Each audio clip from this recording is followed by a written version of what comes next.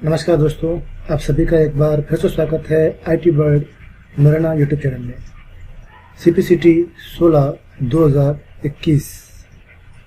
अक्टूबर 2021 की शिफ्ट 2 का वीडियोज आज हम बनाने वाले हैं। और सबसे पहले हम माफ़ी मांगेंगे आपसे कि इस बार हम बहुत लेट हो गए आपकी इस क्वेश्चन को समझाने के लिए। चलिए बातें कम करेंगे और काम ज़्यादा करेंगे, काम पहले काम बाद में करेंगे। तो आप देख सकते हैं यहाँ पर 16 अक्टूबर 2021 शिफ्ट 2 का ये पेपर है, आंसर शीट है।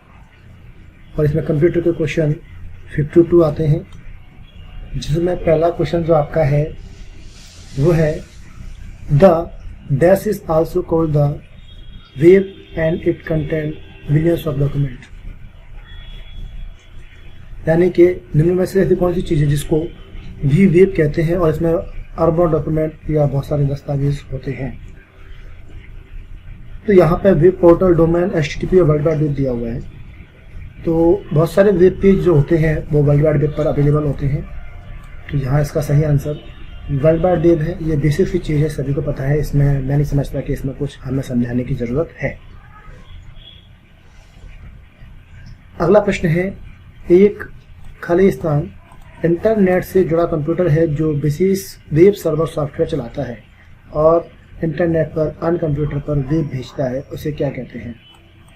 तो क्लाइंट सर्वर आर्किटेक्चर हमने पढ़ाया है, जिसमें एक विशेष कंप्यूटर होता है जो सभी कंप्यूटर को इंफॉर्मेशन भेजता है, उसे हम सर्वर कहते हैं, यानी कि वेब सर्वर के नाम से उसे हम जानते हैं। डिजिटल या डिलीट किया हुआ डाटा डेस्कटॉप में तब तक बना रहता है जब तक खाली स्थान क्या है? तब तक डेटा रिकवर ना हो जाए या रिसाइकल खाली ना हो जाए। जी हाँ, डिलीट किया हुआ डाटा तब तक बना रहता है जब तक रिसाइकल बिन को पूरी तरह एम्प्टी ना कर दिया जाए। तो ये सही आंसर है इसका, रिसाइकल बिन खाली ना कर दिया जाए। अगला प्रश्न है, एक स्प्रेडशीट में एक बयान जो गणना करता है उसे क्या कहते हैं? यानी कि जो कैलकुलेशन करता है उसे हम क्या कहते हैं? तो उसे फंक्शन या फार्मूला कहते हैं।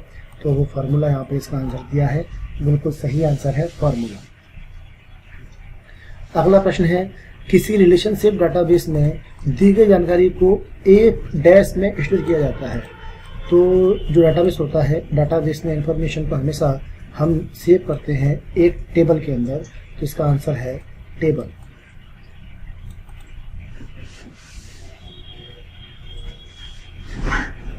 अगला प्रश्न है, इनमें से कौन सा पोर्टल कंप्यूटर के रूप में नहीं माना जाता? तो कौन सा कंप्यूटर है जो पोर्टेबल कंप्यूटर नहीं माना जाता? तो देखते हैं यहाँ पर डेस्कटॉप कंप्यूटर, नोटबुक कंप्यूटर, व्यक्तिगत अंक की सहायक यानी पर्सनल कंप्यूटर और टैबलेट। तो यहाँ पर देखा जाए तो चारों ही कंप्यूटर पोर्टेबल कंप्यूटर माने जाते हैं। लेकिन अब सवाल उठता है कि हम किस पर टिक करेंगे? तो जो सबसे कम पोर्टेबल होगा उसे हम मानेंगे। तो टैबलेट PC तो बहुत ज़्यादा पोर्टेबल होता है। PDA जो होता है, पर्सनल डिजिटल असिस्टेंट यानी मोबाइल फ़ोन, ये भी बहुत ही पोर्टेबल होते हैं। और इससे कम पोर्टेबल होते हैं नोटबुक, और नोटबुक से भी कम पोर्टेबल होते हैं डेस्कटॉप। तो डेस्कटॉप कंप्यूटर यहाँ पे हमें मानना पड़ेगा कि ये पोर्टेबल नहीं है, या कह सकते हैं कि ये कम पोर्टेबल है।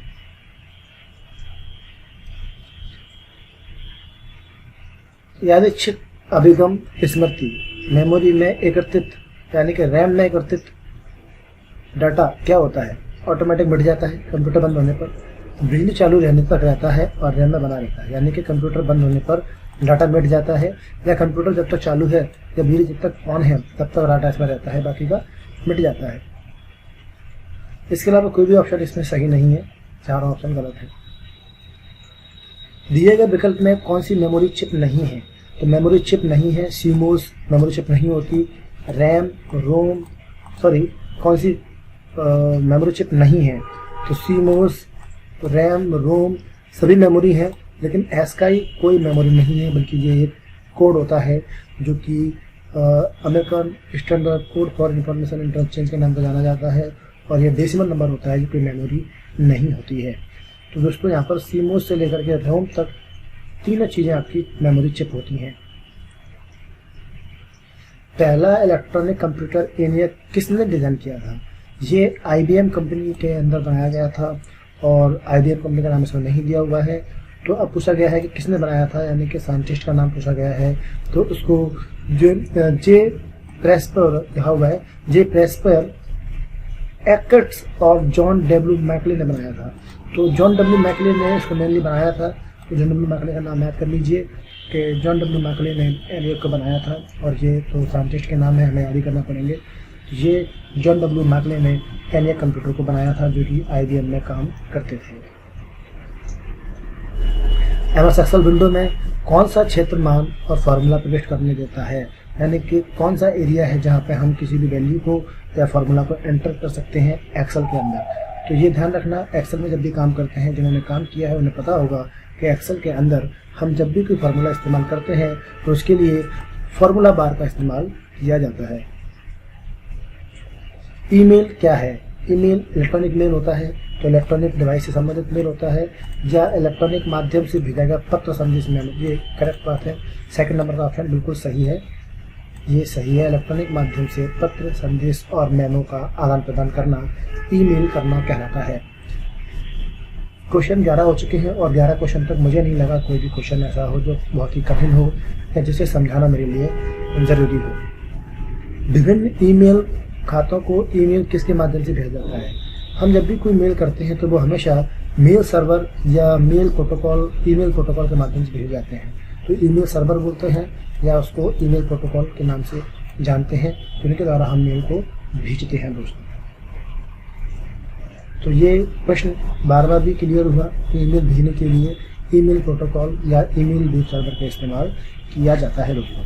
ठीक है, अगला जो प्रश्न है वो ये है कि MS word 2007 default MS word 2007 default रूप से MS वर्ड 2007 डिफ़ॉल्ट रूप से खाली स्थान प्रकार के डॉक्यूमेंट बनाने की अनुमति देता है। यानी कि 2007 MS वर्ड होता है तो डिफ़ॉल्ट रूप से किस प्रकार के डॉक्यूमेंट बनाने की अनुमति देता है? जी हाँ, अगर हम उसमें फाइल बनाएं और उसको उसका टाइप चेंज ना करें, MS वर्ड में फाइल बनाएं और उसका टाइप चेंज ना करें, तो बाय डिफ़ॉल्ट किस रूप में या किस फॉर्मेट में वो इनको सेव करता है, ये पूछा गया है यहाँ पर।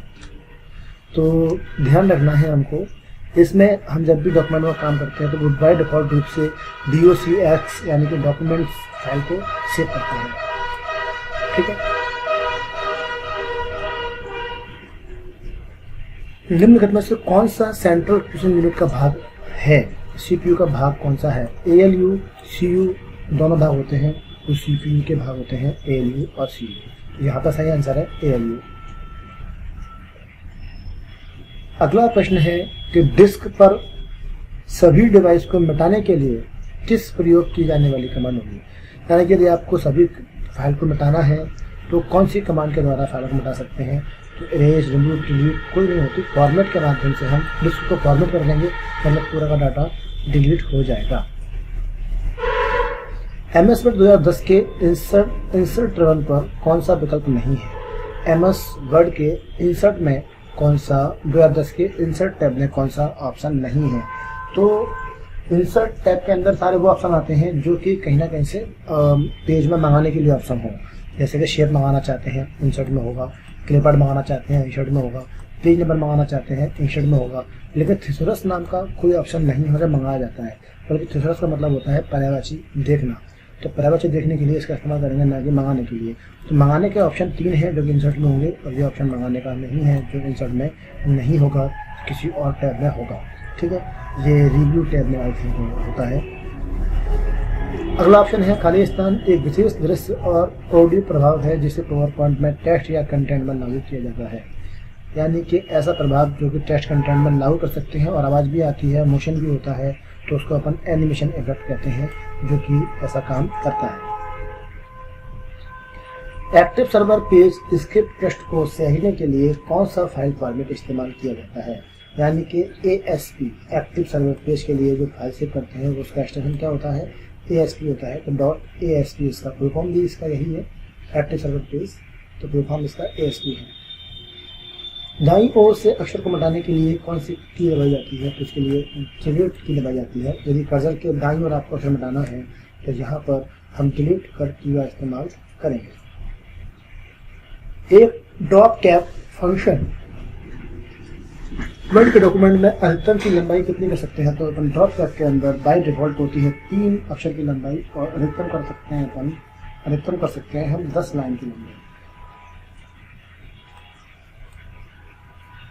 इसके बाद दिया हुआ है निम्नलिखित में से कौन सा कार्ड दूसरी पीढ़ी यानी कि सेकंड जनरेशन का मल्टीमीडिया कार्ड है? तो सिक्योर डिजिटल कार्ड जो है वो दूसरी पीढ़ी के अंदर एसडी कार्ड का इस्तेमाल किया गया था। सिक्योर डिजिटल कार्ड दूसरी पीढ़ी में बनाया गया। आगे दिया हुआ है, आने के जो क्वेश्चन मैं इसे मतलब कंफर्म नहीं कर रहा कि ये सही है, बट ये सही उन्होंने बताया है तो मानना पड़ेगा, लेकिन मैं नहीं मानता कि दूसरी पीढ़ी में एसडी कार्ड अवेलेबल थी। मैं नहीं मानता कि दूसरी पीढ़ी में एसडी कार्ड अवेलेबल थे। ठीक है, और एसडी कार्ड तो अब मैं देख रहा हूँ कि 5वीं पीढ़ी में या 4थी पीढ़ी में अपन कह सकते हैं कि एसडी मेमोरी कार्ड इस्तेमाल किए गए हैं, क्योंकि दूसरी पीढ़ी में नहीं थे मेरे हिसाब से, पर ये मान रहे हैं तो बता रहे हैं। ठीक है, एक मेमोरी की जरूरत क्वेश्चन है, मेमोरी दूसरी पीढ़ी में मेमोरी आ गई थी। इसलिए निबल क्या होता है? निबल 4 बिट का समय होता है। 4 बिट जब बन जाती है, मिल जाती है आपस में, तो एक निबल बन जाता है, और 8 मिनट लिखी है तो 1 बाइट बन जाता है, जो हमने मेमोरी वाले सेक्शन में पढ़ाया था। खाली स्थान शब्द का प्रयोग ऐसी संगणक डिवाइस का वर्णन करने के लिए प्रयोग किया जाता है जिसे फ्लैश आधारित सॉलिड स्टेट डिस्क और हार्ड डिस्क ड्राइव के मिश्रण के साथ डिजाइन किया गया है, ताकि वहन करने योग्य कीमत उच्च क्षमता प्रदान की जाए। तो बोला जा रहा है कि ऐसा कौन सा शब्द है जिसका प्रयोग संग्रहण प्रणाली यानी मेमोरी प्रणाली में यूज करते हैं, जिससे अपन एसएसडी और हार्ड डिस्क दोनों एक साथ यूज कर सकते हैं, तो उसे अपन हाइब्रिड कहते हैं। हाइब्रिड तो दोनों एक काम हो रहा है, तो हाइब्रिड संग्रहण या हाइब्रिड मेमोरी जिसे अपन कहेंगे, हाइब्रिड स्टोरेज उसको अपन कहेंगे। इसमें एक से अधिक काम हो सकते हैं, उसको अपन हाइब्रिड स्टोरेज कहते हैं। अगला प्रश्न है, पाई चार्ट में चार्ट के विभिन्न भागों को संदर्भित करने के लिए निम्न में से किस शब्द का प्रयोग किया जाता है? तो पाई चार्ट में हम देखेंगे विभिन्न भागों को संदर्भित करना चाहते हैं, रेफरेंस करना चाहते हैं, तो इसके लिए जो शब्द इस्तेमाल किया जाता है उसको हम सेक्टर कहते हैं। उसे क्या कहते हैं?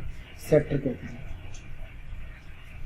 निम्नलिखित में से कौन सी क्रिया करने के लिए उच्च सेल का चयन करें जिसमें डाटा की श्रृंखला का नाम शामिल है? नए नाम को टाइप करें तथा एमएस एक्सेल में एंटर दबाएं। यानी कि निम्नलिखित में कौन सी क्रिया है, कौन सी क्रिया करने के लिए उस सेल का चयन करें, ठीक है, नाम टाइप करें, नए नाम टाइप करें और उसे एंटर दबा दें, तो उसे क्या कहते हैं? उसको हम एडिट करना कहते हैं। सेल पे क्लिक किया, चेंजेस किया और एंटर मार दिया, तो उसको हम क्या कहते हैं? या तो बोलते हैं सेल में डाटा लिखना, तो इसमें है नहीं है, डाटा लिखना का ऑप्शन नहीं है, एंट्रेंस सेल डाटा नहीं है इसके अंदर। अधिक होता है अपडेट करना या एडिट करना, तो एडिट करने का ऑप्शन इसमें दिया हुआ है, एडिट करने का काम है। हम क्लिक करेंगे, लिखेंगे, एंटर मारेंगे तो क्या हो जाएगा? सेल में डाटा लिख जाता है। तो इंसर्टिंग सेल डाटा तो ऑप्शन नहीं दिया इसके अंदर, लेकिन अपडेट भी हो जाता है, तो अपडेट करने का मतलब एडिट करने का ऑप्शन दिया हुआ है।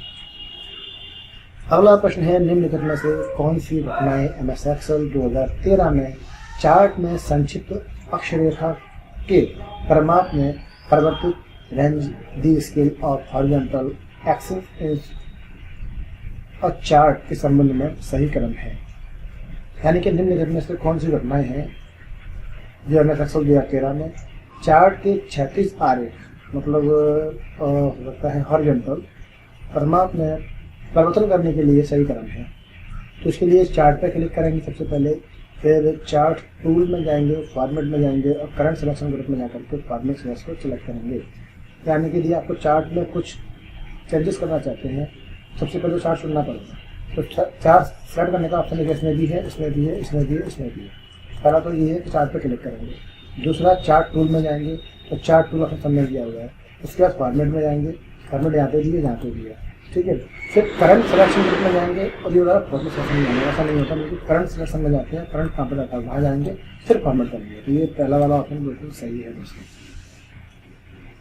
अगला दिया है, एक्सेल में ग्राफ चार्ट के शीघ्र मुद्रण के लिए क्या करने की आवश्यकता है? शीघ्र मतलब हो गया उसको जल्दी प्रिंट करने के लिए। जल्दी प्रिंट करने के लिए हमें उसकी क्वालिटी को हल्का करना पड़ेगा, यानी कि ड्राफ्ट करना पड़ेगा। तो उसकी क्वालिटी को ड्राफ्ट क्वालिटी में प्रिंट करना पड़ेगा। मेरा आंसर सही है।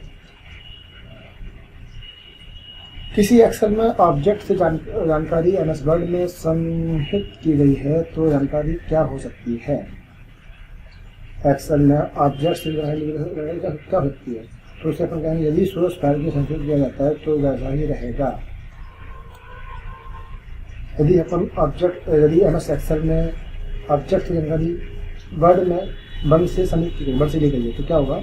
जो वर्ड में जैसा मैटर होगा वैसे ही मैटर एक्सेल में आ जाएगा, वैसा ही रहेगा जैसा कि वर्ड में होगा। यदि सोर्स फाइल को संचित किया जाता है तो वैसा ही रहता है जैसा कि हमने वर्ड में किया होगा, यानी कि वहाँ चेंजिंग करेंगे तो यहाँ भी चेंजिंग ऑटोमेटिकली हो जाएगी। जी मैंने OLE के बारे में बताया था, OLE का सिद्धांत होता है, उसके बारे में बताया था एमएस वर्ड में। आप हमारे एमएस वर्ड की वीडियो देख सकते हैं, वहाँ हमने सिखाया है इंसर्ट टैब में। इंसर्ट टैब में ऑब्जेक्ट नाम का ऑप्शन होता है, जिससे काम क्या होता है वही यहाँ पर पूछा गया है। तो इसको डिटेल आप हमारे एमएस वर्ड की वीडियो में जाकर के इंसर्ट टैब वाली वीडियो में देखेंगे तो आपको समझ में आएगा कि जो इंसर्ट ऑब्जेक्ट नाम का ऑप्शन जो होता है तो किस लिए इस्तेमाल किया जाता है। जिसका आंसर बिल्कुल सही है, फुल। यदि कोई किसी अन्य को खाते का प्रयोग कर अथवा किसी अन्य विधि प्रोग्राम सर्वर और सर्वर सेवा पर पहुंच प्राप्त करता है तो उसे क्या कहते हैं? उसको हम कहते हैं ऑथराइज करना, यानी कि अनाधिकृत पहुंच और अनऑथराइज एक्सेस। ये बिल्कुल सही है, इसका सही है। अनाधिकृत पहुंच बिल्कुल सही बोलेंगे इसको। हम किसी सर्वर पर डाटा को एक्सेस करने की कोशिश कर रहे हैं जबकि डाटा उसका है नहीं, तो इलीगली काम किया जा रहा है, उसको हम अनऑथराइज या अनाधिकृत पहुंच कहते हैं। अगला प्रश्न है, फाइल एक्सटेंशन का प्रयोग डैश के लिए किया जाता है। फाइल एक्सटेंशन का प्रयोग किस लिए करते हैं? फाइल का प्रकार पहचानने के लिए, फाइल के प्रकार को पहचानने के लिए इसका प्रयोग किया जाता है। अगला प्रश्न है, इंकजेट प्रिंटर में प्रिंट यानी कि प्रिंटर में प्रिंटर कचरा यानी गार्बेज समस्या इसमें से कौन सी है? तो प्रिंटर गार्बेज यानी कि प्रिंटर कचरा जो समस्या है कौन सी समस्या होती है? कार्ट्रिज नहीं बदले जा सकती, या प्रिंटर ड्राइव का गलत तरीके से इंस्टॉल कर दिया गया है, या प्रिंटर में कागज जाम हो गया है, या डाटा का चयन संभव ना हो गया है।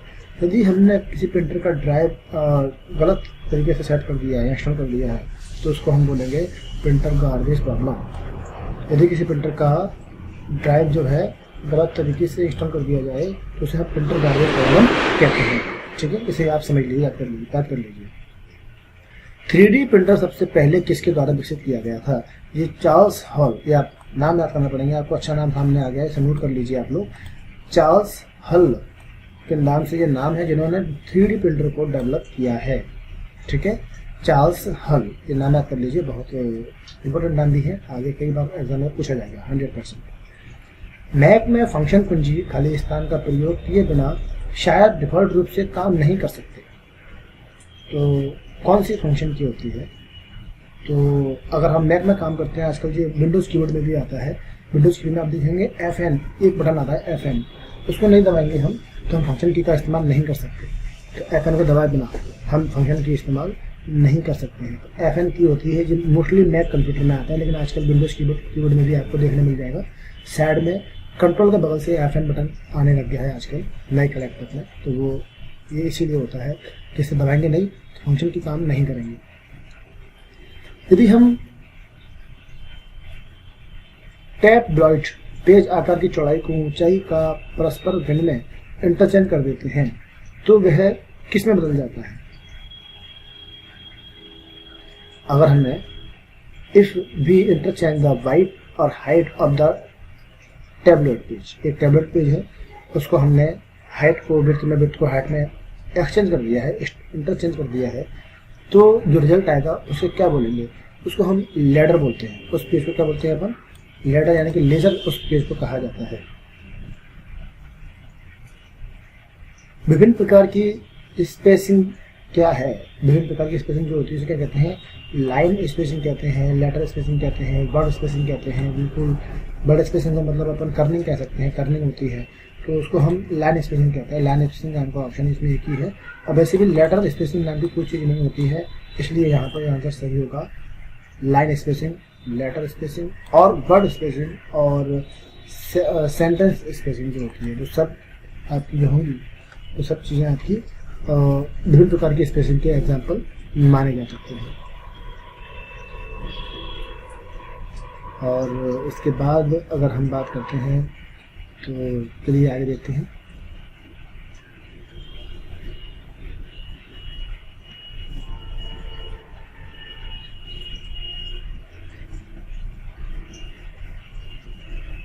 आगे दिया हुआ है सर्विसिंग के दौरान, सर्विसिंग का मतलब गाड़ी की सर्विस नहीं है ना। तो सर्विसिंग के दौरान मतलब आप कुछ टूल्स यूज़ कर रहे हैं या कोई फंक्शन यूज़ कर रहे हैं या कोई सॉफ्टवेयर यूज़ कर रहे हैं, तो उस समय उसका यूज़ करते हैं। सर्विसिंग के दौरान लेज़र प्रिंटर के किस हिस्से को गर्म होने के कारण छूने के लिए मना किया जाता है। तो लेज़र प्रिंटर के अंदर क्या होता है, जब लेज़र प्रिंटर आपको सर्विस दे रहा है, काम कर रहा है आपका, तो उस समय उसमें कुछ होता है लेज़र प्रिंटर में जिसको छूना नहीं चाहिए, वो गर्म रहता है, छूना नहीं चाहिए। तो उसको बोलते हैं फ्यूज़र। फ्यूज़र असेंबली के नाम से एक चीज़ होती है, उसमें एक बल्ब रॉड जैसी होती है, बल्ब जैसी, फ्यूज़र असेंबली। तो उसको नहीं छूना चाहिए, वो बहुत गर्म होती है और वो हो सकता है हमारे हाथ लगाने से या हमारा हाथ जल सकता है हाथ लगाने से, और वो ख़राब भी हो सकती है। तो सर्विसिंग के दौरान तो जब हम सर्विस कर रहे हैं प्रिंटर की, प्रिंटर को साफ कर रहे हैं खोल करके, तो उसको कभी भी फ्यूज़र असेंबली को टच ना करें कभी भी। तो बहुत कांच की होती है, बहुत ही नाजुक होती है, टूट सकती है, खराब हो सकती है, तो उसको टच ना करें। किस प्रकार का नेटवर्क उच्चतम रिडंडेंसी देता है। तो नेटवर्क कौन सा है जो हाई प्रकार की आपको रिडंडेंसी दे रहा है। तो स्टार, हब, फुल मैश या बस मैश टोपोलॉजी होती है, वो मिश्रित होती है, सारे आपस में जुड़े होते हैं कंप्यूटर। सबसे ज़्यादा विश्वसनीयता जो होगी, सबसे ज़्यादा अपन बिलीव करेंगे वो करेंगे अपन मैश टोपोलॉजी पे। तो इसका सही आंसर है मैश टोपोलॉजी। अगला आंसर क्वेश्चन है, निम्न में से कौन सा ऑडियो स्पीकर पावर एम्पलीफायर द्वारा संचालित किया जाना मुश्किल होगा। तो निम्न में से कौन सा ऑडियो स्पीकर, तो ऑडियो स्पीकर के बारे में जानकारी ज़्यादातर लोगों को नहीं होती है। और निम्न में से कौन सा audio speaker power, audio speaker power होते हैं जो नापी जाती है ओम के साइन में, है ना। ये जो होंगे तो कौन सा इसको अपन चला नहीं सकते एम्पलीफायर में, तो ध्यान रखना 2 मेगा नाम से जो होता है इसको अपन चलाना मुश्किल है। चल तो जाता है पर ये इतना आसान नहीं, कितना आसान ये होते हैं 4, 8, 12। जितना अच्छा होगा ये, जितना ज़्यादा होगा उतने इजीली चल जाएंगे, जितना कम होगा उतने इजीली नहीं चल पाएंगे। ठीक है, ऐसा रहता है। लिखा भी होता है स्पीकर के ऊपर, साइन बने होते हैं 2 मेगा 2 मेगा ऐसा करके। डेटा विजुअलाइजेशन प्रोग्राम में डेटा सारांशकरण के लिए उपयोग की जाने वाली पाइवट टेबल का एक डेवलपर है कौन। तो पाइवट टेबल किसमें बनाई जाती है, पाइवट टेबल MS एक्सेल में बनाई जाती है। माइक्रोसॉफ्ट इसका एग्जाम्पल सही है। हालांकि लोटस भी होते हैं पर माइक्रोसॉफ्ट पॉपुलर है, इसलिए माइक्रोसॉफ्ट यहाँ पर आंसर माना गया है। हानि रहित संपीड़न, संपीड़न का मतलब होता है कंप्रेशन। तो हानि रहित संपीड़न एक संपीड़न तकनीक है। लॉसलेस कंप्रेशन, जिसमें लॉसलेस नहीं होगा। तो रिवर्सिबल बोलते हैं इसको अपन, रिवर्सिबल, जिसमें डाटा लॉस नहीं होता है। कंप्रेस करने के बाद भी डाटा में कोई लॉस नहीं होता, कोई क्वालिटी में अंतर नहीं आता। कंप्रेस करने के बाद किसी भी प्रकार की क्वालिटी में अंतर नहीं आता है, इसे बोलते हैं लॉसलेस कंप्रेशन। तो रिवर्सिबल जो डाटा है उसमें ऐसा नहीं होता है, इसमें कोई हानि नहीं होती, कोई लॉस नहीं होता है। छवि यानी कि इमेज हिस्टोग्राम डैश दिखाता है। तो इमेज हिस्टोग्राम जो होता है क्या दिखाता है, वो फ्रिक्वेंसी ऑफ पिक्सल्स इंटेंसिटी, यानी किसी भी इमेज जो होगी उसमें जितनी तीव्रता है पिक्सल की उसको दिखाता है। पिक्सल्स की इंटेंसिटी को दिखाने का काम करता है।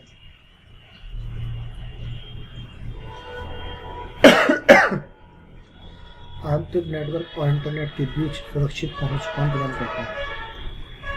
तो आंतरिक नेटवर्क और इंटरनेट के बीच जो पहुंच है उसको प्रॉक्सी सर्वर के द्वारा सिक्योरिटी दी जाती है। तो प्रॉक्सी सर्वर काम करता है। सॉरी दोस्तों, यदि आप 3 पृष्ठ के डॉक्यूमेंट को 2 कॉपी निकालना चाहते हैं और कलेक्ट कर दिया है तो क्या होगा? कलेक्ट करने से वो कलेक्ट क्यों निकलेंगे, यानी कि 1 2 3 1 2 3 इस क्रम में निकलेंगे। बिल्कुल सही बात है। अगर कलेक्ट नहीं करते तो वैसे निकलते 1 1 2 2 और 3 3 ऐसे निकलते। कलेक्ट कर दिया है 1 2 3 और 1 2 3 ऐसा निकलेंगे। तो यहाँ पे ये आंसर बिल्कुल सही है। निम्नलिखित में अब कलेक्ट का ऑप्शन मैं दिखाता हूँ मेरा, तो यहाँ पे कलेक्ट ऑप्शन दिया हुआ शायद, ये दिया हुआ कलेक्ट का ऑप्शन। मैं इसको देखिए कलेक्ट टिक कर देंगे यहाँ पे ऐसे, तो ये ऐसे प्रिंट होगा लाइन से। पहला पेज, दूसरा पेज, तीसरा पेज प्रिंट हो जाएंगे लाइन से। फिर दोबारा से पहला पेज, दूसरा पेज, तीसरा पेज, फिर तीसरी बार फिर से ऐसे निकलेगा 3 कॉपी में से हटा देते हैं।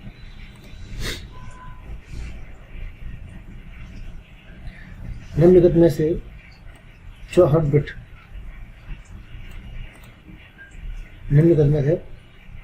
बिट प्रोसेसर समर्पित ओएस को चुनें, यानी 64 बिट को प्रोसेसर जो होगा उसमें कौन सा ओएस इस्तेमाल करना सही है। तो सभी ओएस काम कर सकते हैं, लेकिन जो लेटेस्ट होगा वो मानना पड़ेगा। लेटेस्ट विंडो 7, अगर यहाँ विंडो 8 होता तो विंडो 8 मानते, विंडो 10 होता तो विंडो 10 मान लेते। समर्पित ओएस यहाँ पर लेटेस्ट विंडो 7 ही है, तो 7 ही को हम टच करेंगे। MS वर्ड में कौन सा शॉर्टकट कुंजी संयोजन दोहरे स्थान वाली पंक्तियाँ प्रदान करता है, यानी कि डबल स्पेस वाली। तो Ctrl+2 दबाने से लाइनों के बीच में दूरी जो होती है डबल हो जाती है, डबल स्पेस में कन्वर्ट हो जाती है।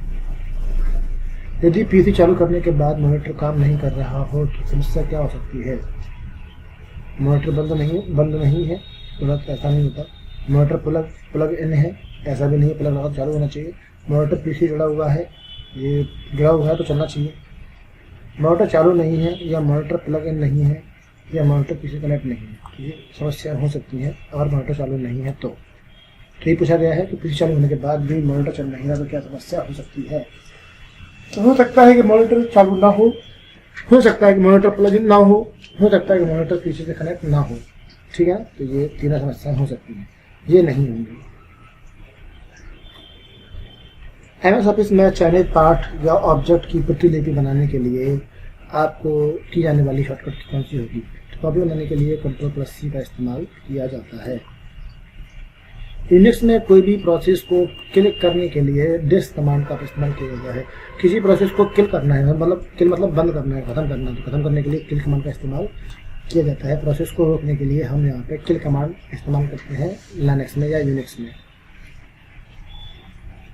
फ्लैश मेमोरी में फ्लोटिंग गेट रजिस्टर्ड में होते हैं। फ्लैश मेमोरी में जो गेट्स होते हैं वो 2 गेट्स के होते हैं। बारकोड रीडर उपयोग में प्रयोग किया जाने वाला ऑप्टिकल सेंसर एक क्या है? तो वे एक फोटो डायोड होता है। बारकोड रीडर जो होता है फोटो डायोड होता है, जो कि किसी भी चीज़ को स्कैन करता है, फोटो बना करके उसे कैप्चर कर लेता है। तो फोटो डायोड इसका सही आंसर है। एंड नेक्स्ट क्वेश्चन है, चैनलों में वीडियो कॉन्फ्रेंस का आधार देखा जा सकता है। किस चैनल में? समाचार चैनल में। इसके अलावा पॉडकास्ट, ब्लॉग, वीडियो ये नहीं होता। समाचार चैनल में हम देख सकते हैं वीडियो कॉन्फ्रेंस का एग्जाम्पल। कई बार आप देखते हैं आजकल लोग कहीं अपने गाँव बैठे होते हैं, वहाँ से काफ़ी सारी डिबेट चल रही होती है, तो वहाँ पे हम देखते हैं घर बैठे बैठे वीडियो कॉलिंग के द्वारा, वीडियो कॉन्फ्रेंस के द्वारा समाचार वगैरह में देखने मिल जाता है। तो समाचार चैनल जो होते हैं वहाँ पर वीडियो कॉन्फ्रेंस का एग्जाम्पल देखने हमें मिल जाता है। इसके अलावा पॉडकास्ट में, ब्लॉग में या वीडियो चैनल में नहीं होता। वीडियो चैनल में कुछ भी नहीं होती है ना। तो समाचार चैनल नाम से ऐसा हम देख सकते हैं, वहाँ पर वीडियो कॉन्फ्रेंस का इस्तेमाल किया जाता है। आजकल तो बहुत होता है। एंड लास्ट क्वेश्चन है, इसमें से गलत कथन चुनिए। तो वर्तमान घटनाएं प्रसारित करने के लिए स्ट्रीम उपयोग की जाती है। जी हाँ, फाइलों की स्ट्रीम में बड़ी विषय वस्तु को छोटे भागों में वितरित किया जाता है ताकि प्लेबैक अधिक शुरू हो सके। जी हाँ, लाइब्रेरी रखरखाव के लिए क्लाउड कंप्यूटिंग बड़ी सुविधा है। जी हाँ, स्ट्रीमिंग का उपयोग आपके कंप्यूटर या सेल फोन पर टीवी और फिल्में देखने के लिए नहीं किया जाता। स्ट्रीमिंग जो होती है वो मूवी देखने के लिए इस्तेमाल की जाती है। आजकल आप कई सारे ऐप भी ऐसे आते हैं जिसमें आप देखेंगे वीडियोस या कोई वीडियो देखेंगे तो वहाँ लिखा होता है स्ट्रीमिंग। तो स्ट्रीमिंग लिखा होता है वीडियो, वो मूवी हम देख सकते हैं। तो स्ट्रीमिंग का इस्तेमाल मूवी देखने के लिए ही किया जाता है और ये लाइव देखने के लिए नहीं किया जाता, ऐसा नहीं है। स्ट्रीमिंग का इस्तेमाल वीडियो फिल्में देखने के लिए ही किया जाता है। आजकल बहुत सारी वेब सीरीज वगैरह आती हैं ऐप में, वहाँ पर लिखा होता है स्ट्रीमिंग। तो स्ट्रीमिंग मतलब उनको अपन देख सकते हैं, उन फिल्मों को हम देख सकते हैं, है ना। तो ये देखने के लिए इस्तेमाल की जाती है स्ट्रीमिंग ऑप्शन। नहीं किया जाता है लिखा है, ये गलत है। तो कौन सा कथन गलत पूछा है, ये चौथा वाला ऑप्शन बिल्कुल गलत है। तो यहाँ पर हमने 52 क्वेश्चन लगाए और मुझे आज इस पेपर में एक भी क्वेश्चन ऐसा नहीं लगा जो थोड़ा सा भी कठिन हो दोस्तों। सारे क्वेश्चन मुझे बहुत इजी लगे और मुझे लगता है कि आपको भी सारे क्वेश्चन बहुत इजी लग रहे होंगे। अगर किसी भी क्वेश्चन में आपको डाउट है, प्रॉब्लम है, तो आप मुझे कमेंट करके पूछें। मैं उसी केवल पर्टिकुलर क्वेश्चन के ऊपर, टॉपिक के ऊपर वीडियो बना के आपको समझाने की कोशिश करूँगा। और हाँ, सलाह दीजिए, हमारी हेल्प कीजिए, हमें बताइए कि हम आपके लिए और अच्छा क्या कर सकते हैं। हमें ऐसे प्यार देते रहिए, लाइक कीजिए, वीडियो को शेयर कीजिए, अपने दोस्तों को बताइए और हमारे साथ बने रहिए ताकि हमें भी एक मोटिवेशन मिले और हमें आपसे एक प्रेरणा मिले कुछ काम करने की, अच्छा से करने की। ठीक है दोस्तों, तो मिलते हैं अगली वीडियो में। तब तक के लिए good luck and good bye.